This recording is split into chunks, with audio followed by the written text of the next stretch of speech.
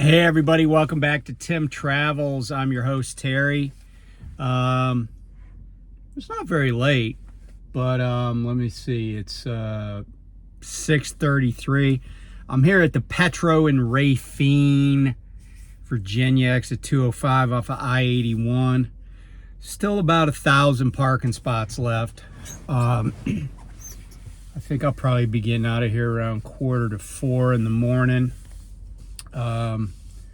Ran 526 miles today. Ran like 320 yesterday, just kind of set things up. I'm gonna try to do like 3,000 miles this week and get home Sunday morning. But anyway, normally I don't do this, but every once in a while there are comments about something and I'm just like, I really gotta, do some clarification or whatever. And this is kind of one of them. So yesterday I posted a video about, finding a parking spot and not, setting yourself up to get trapped. And I even had a video of a guy that did exactly that, got trapped. And, some people said, oh, well, the easy way to avoid this is to just park on, ramps and shoulders. And, I understand what they were saying, but here's the problem I see with that kind of response. First of all, the premise of my video was not that you couldn't park on off ramps, on ramps, shoulders, or whatever. Because look, I know there are a lot of people, and I'm not joking when I say this. There are a lot of people with CDLs driving around this country as I do this video that can't back a fucking truck up. Okay, they just can't. And a lot of them are Canadians, and I'm not saying that to be pejorative. It's just a fact. You see it. I've seen it. If you've been out here for more than a couple of minutes, you've seen it. Okay, and so I know there are people, they'll pull into a truck stop where there are parking spots that you just have to back into, not even super hard.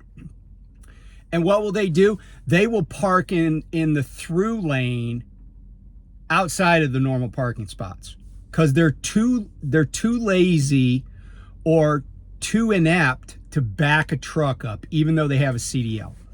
And those are also probably the same people that don't really do a great job with trip planning. I can tell you that, parking on the ramp as the norm is it's a bad idea. But you don't have to take my word for this, right? And here's the other thing I wanted to point out about that. The response was it was related to parking, but it's related to parking in the same way that if I said, hey, I'm going to do a video on how to tie a 4-in-hand necktie, and somebody said, oh, well, I don't need to learn that because I never wear a tie. They're related, to clothing, but it still is not analogous, right? It's not like, oh, let's talk about something that's really related. Because really what I was trying to do is just to show people that there is a little bit of technique and kind of riff off of what Tom Bell did. But let me revisit the whole parking on the ramp thing. Because some people said just like some batshit crazy stuff. And I said, look, parking on ramps, off ramps, just parking on the side of the road. And because I'm here on 81, I guarantee between Winchester and Bristol, there are going to be probably about 300 trucks tonight parked on shoulders and ramps. In other words, parked illegally. And, I made the comment, I said, it's illegal, it's dangerous, and pretty much most companies have a policy about not doing that. Although, when I was at night, they were like, don't ever do it.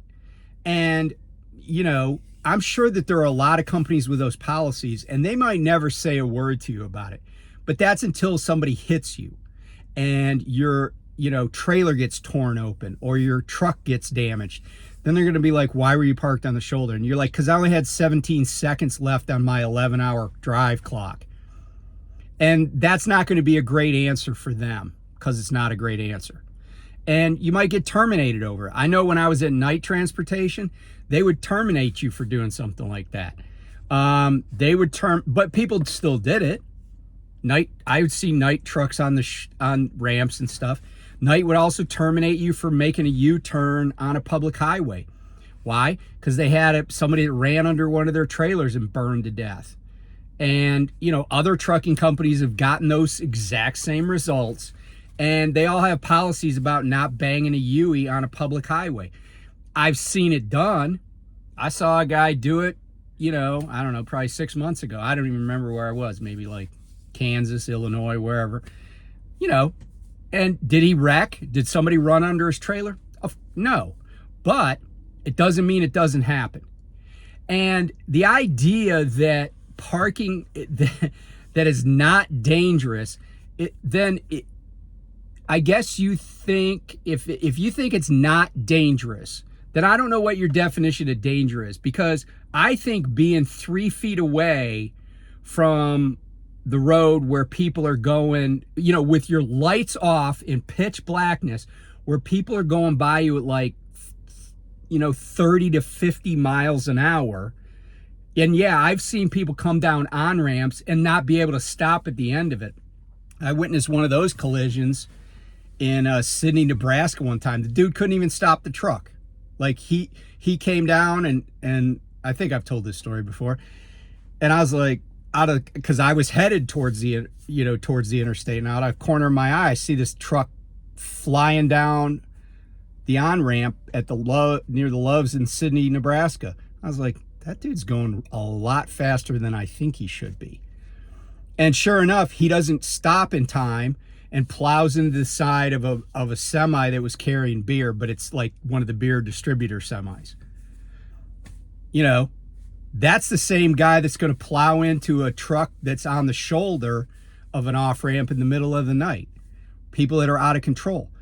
But it's not unusual that happens, right? There was an accident in Illinois on I-70 where a Greyhound bus plowed into a bunch of parked trucks that were parked on the shoulder near a rest area. There was an incident I think it was Georgia. It was on I-95. It was the Wentworth, Georgia rest area where somebody flew in there and plowed into a bunch of trucks that were parked on the side. I remember seeing the video of the fire. There was even a Maryland state trooper killed on I-95 in Maryland a few years ago when he while he was pursuing somebody, hit a parked truck that was parked on the shoulder near the rest area in Howard County, Maryland. It happens. But here's what I said to somebody in the comments, and you can go back and look at those from the other video. But I said this, and I said this at the time when the video, when the accident with the Greyhound bus happened. And let me preface this by saying that in life, this is not just trucking, but in life in general, you can do something 1,000 times. But if you get a bad consequence once, then it probably proves that 1,000 times wasn't, you weren't doing it right. And I get things happen, right? But I'll give you an example. Riding a motorcycle without a helmet. Lots of people do it. A lot of states don't even have helmet laws. That's your business, right? But I could tell you that from having been out in the fire department, and the state I was on a fire department in has a helmet law. I've been to a few motorcycle wrecks, and every single person who I ever went to a motorcycle wreck for had smacked their head into the pavement, the side of a 140-pound deer, the hood of a car, the wheel of a tractor, they smacked their head into something. Okay, I've picked up motorcycle helmets that were filled with blood, and that was like what kept their head from totally getting obliterated. But you know, you could ride a gazillion times and never have anything go wrong until it does. You know, I was telling somebody on the phone recently, I had a classmate from high school that was a farmer. Not, this isn't motorcycle related. He was just up on a step ladder in his barn, and he fell. It killed him. Everything has, you know, a lot of things have risk. So, you know, to say that parking on the shoulder, especially with your lights off in a place where people are just flying down those off ramps, on ramp is better, by the way, because people don't have as much speed on. But to say that it's not dangerous, that's just foolhardy. That's like saying that going down a mountain in a semi at 90 miles an hour is not dangerous. It is. You could do it a lot, but it's still dangerous. But supposing for a moment you're just some frickin' daredevil and you just like living dangerously. Well, a lot of guys think, oh, well, my trailer will protect me. Well, your trailer will only protect you if somebody hits you straight on in the back. But I know a guy whose sleeper was torn open and at a truck stop by a guy backing in, right? Like this guy wasn't even going 40 miles an hour. So let's say that the person comes down the ramp, but the ramp, it snowed since you went to sleep. And he comes bombing down the ramp just like that moron in Sydney, Nebraska did. And he jackknifes. And the right back corner of his trailer smacks into your cab of your truck 3 feet behind the driver's door. Do you think that that might change your opinion? Now, if it never happens to you, that's cool. It's never happened to me. But if it does, you know, the coroner might be trying to piece together your head with the rest of your body. I don't know, but I know one thing. I've seen enough truck wrecks to know these cabs protect you from nothing. Nothing.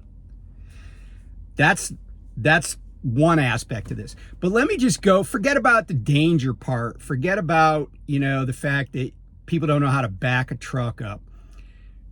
Let's talk about the legality part. You know, I said when I did that video about the Greyhound crash that if I represented, and by the way, if you haven't watched my channel much, I have a law degree. I practiced law for, you know, like 17 years. And when I first, even before I finished law school, the first job, I think it was the first job I had in kind of the legal profession, even though I was just a law student, I worked in a plaintiff's side, personal injury, workers' comp, and medical malpractice firm in Prince George's County, Maryland. This was a very busy practice, very successful. The attorneys I worked for didn't even advertise. You wouldn't see their name on the side of a bus or on the TV late at night. They got cases from those law firms, because a lot of these big law firms, by the way, they're just mills, right? They intake cases, they try to settle them. If they can't settle them, if they got to be litigated, they give it to people that will actually go to court, like my firm. But I drafted thousands, no, not thousands there, but hundreds of lawsuits. And one thing I learned is you sue everybody. And so, you know, there are probably a lot of truckers who think, oh, well, if I'm stationary and I'm on the shoulder and somebody hits me, that's their fault. Well, guess what? You might be right, but you might not be right. And there's a lot of people that think they know the law that don't. In fact, a lot of people think they know, they're very confident about it, and they don't know jack. Like they're 180 degrees out. They're wrong as wrong could be, okay?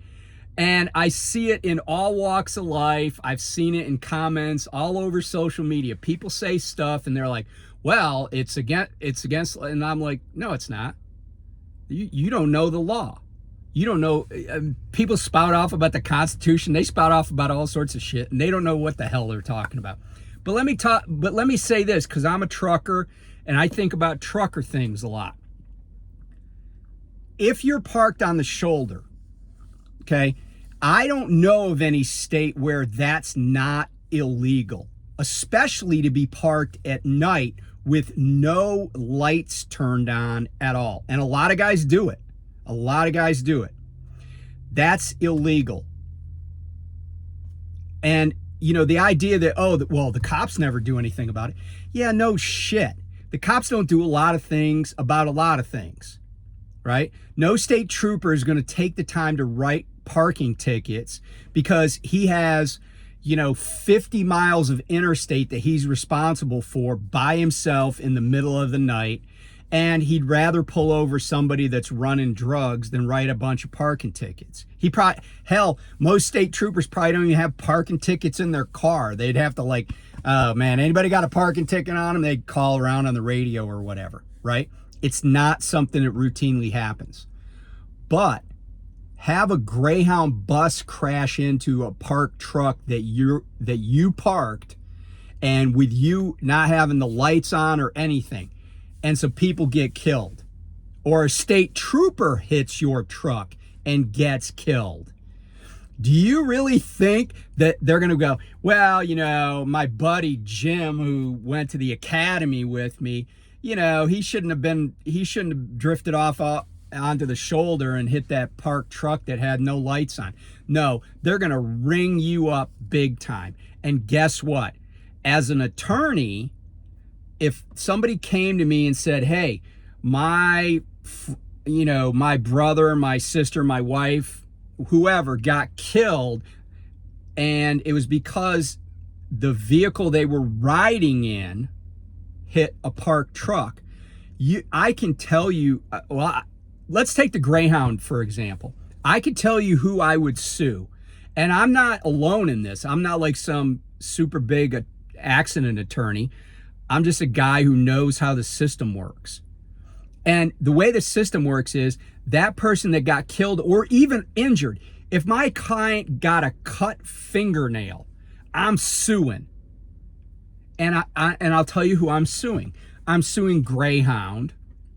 I'm suing the driver of the bus, although I think the guy got killed or person got killed, but I'm still suing them. I'm suing their estate. If they got a house in their name, I'm going to try to take it, right? I'm going to try to win and collect damages. I'm suing every single truck that Greyhound bus even scratched. I'm suing every trucking company. And here's what I said to somebody. If you were the driver who parked a truck on the side of the road, and but for the fact that truck was parked there, my client would have survived or been uninjured, I'm going to do everything I can to make your life a living hell. And here's what I used to tell people. I used to do securities law. And I used to tell people, hey, here's why you got to obey certain rules. Because if you get a phone call from the enforcement division at the Securities and Exchange Commission, it's going to cost you $10,000.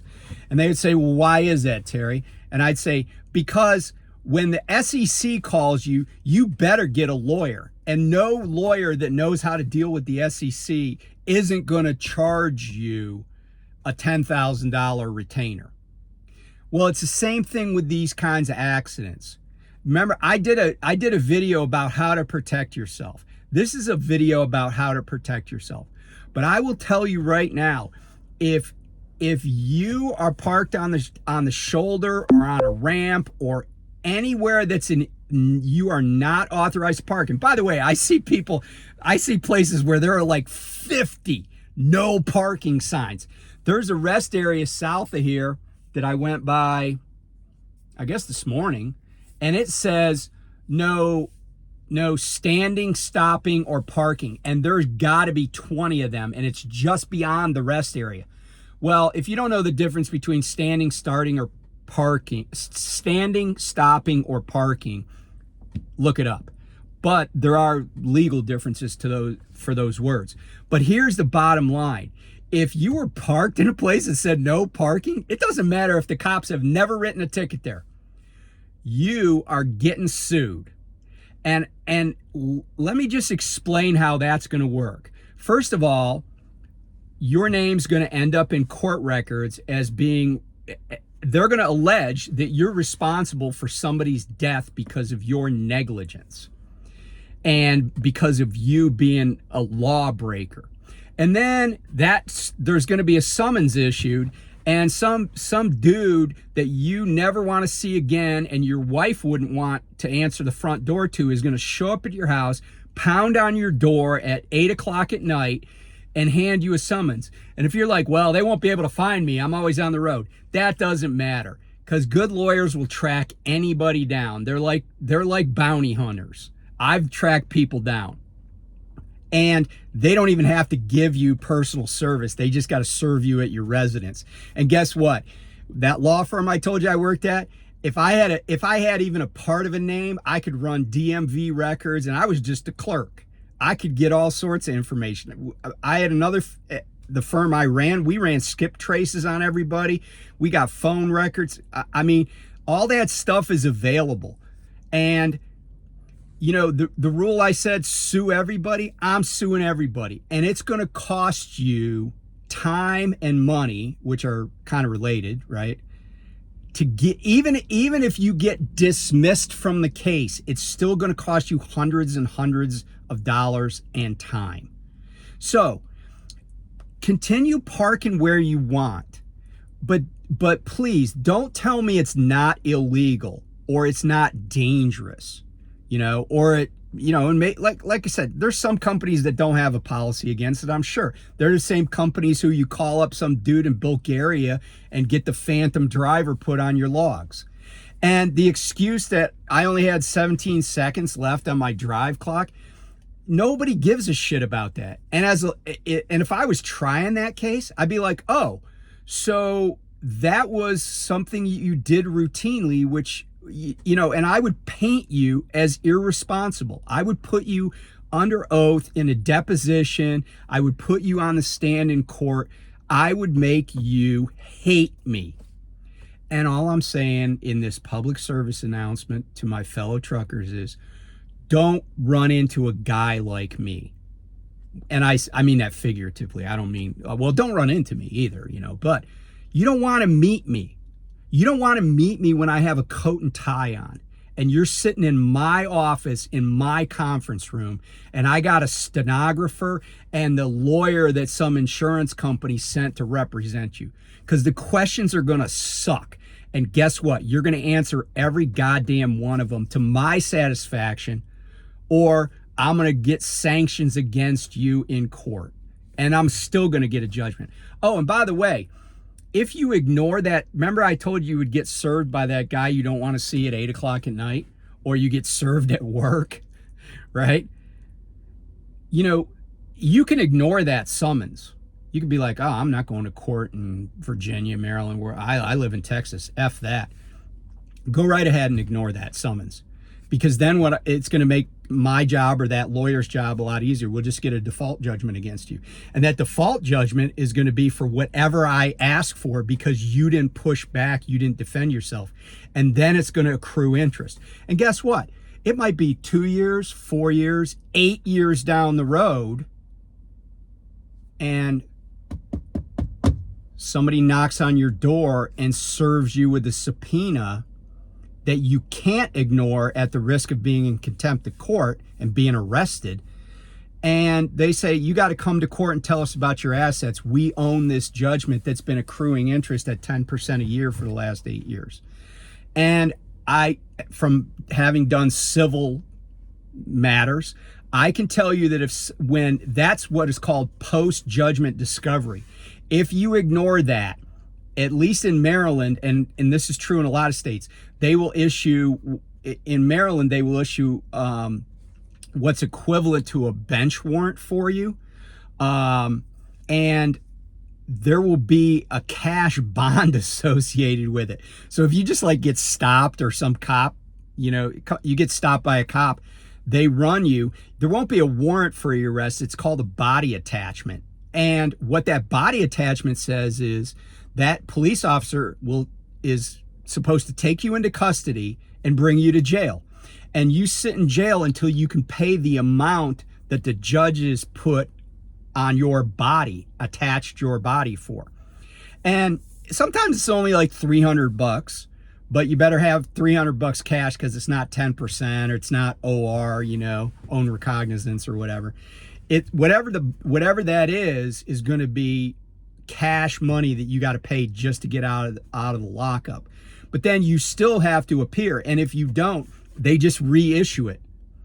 And every time they reissue it, it's a higher amount. And I have seen people brought into court in the orange jumpsuit with handcuffs and, you know, leg irons on a body attachment. Like, they didn't even commit a crime. They just had a civil matter that they ignored. So again, you do you, but if you're at least a little bit circumspect, you might say, maybe I should find a better way. Because, you know, there's going to be 10,000, and I'm not exaggerating when I say that, there's going to be 10,000 trucks parked illegally tonight in America. And none of them may get hit. But somebody might, and we probably won't hear about it unless it's super catastrophic. But all the stuff that I've just described is a real possibility if they do get hit. So anyway, thanks for watching. If this doesn't apply to you, thanks for watching. But I hope I've opened some eyes. Because maybe it's your loved one that hits a parked truck. You know, you wouldn't think that was very cool if you were like, oh, it's okay to park on the shoulder. Because, you know, people lose control of cars for all sorts of reasons. A deer runs out in front of it, they whip the wheel. They didn't even realize there was a pitch black truck parked on that shoulder. And the shoulder that they thought was there for emergency use only ends up being their place of death. So if you don't do it for yourself, do it for somebody else. Do it for the passengers on the Greyhound bus. Do it for the Maryland State Trooper if you really love the Maryland State Police. You know, do it for the truckers who didn't survive that crash in Wentworth, Georgia. Do it for somebody. But anyway, thanks for watching, and please be safe. Bye.